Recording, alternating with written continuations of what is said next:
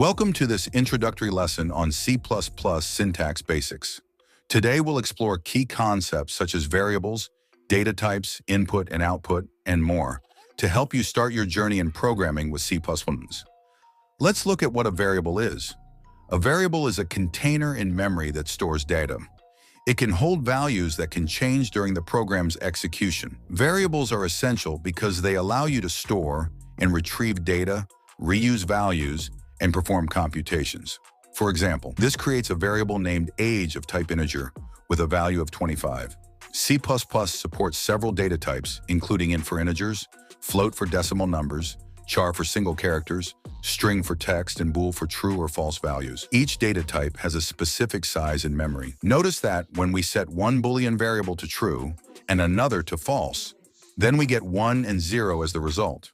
This is because the computer works with numbers, not words. What are comments? Comments make your code more readable and help explain what it does. They are ignored by the compiler. Single-line comments start with a double slash. Multi-line comments are enclosed in /** and **/*. C++ uses cout for output and cin for input. Both belong to the IOStream library. For example, this code asks the user to input their age and then displays it. To declare a variable, use the syntax data type. Variable name equals value. You can also declare a variable without assigning it a value, like this. Later, you can assign a value with number equals 10. What are constants?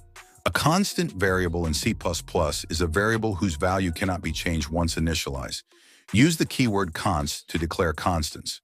For example here, max attempts is a constant with a value of 5. Here are some common mistakes in C++. Forgetting the data type. This causes an error because the data type is missing. Using reserved keywords. This causes an error because int is a reserved word. Assigning incompatible values. This causes an error because the data type does not match the value. To summarize, variables store data in a program, and C++ offers a variety of basic data types like numbers, characters, strings, and booleans. Always declare and initialize variables properly to avoid errors. Thank you for your attention and happy coding.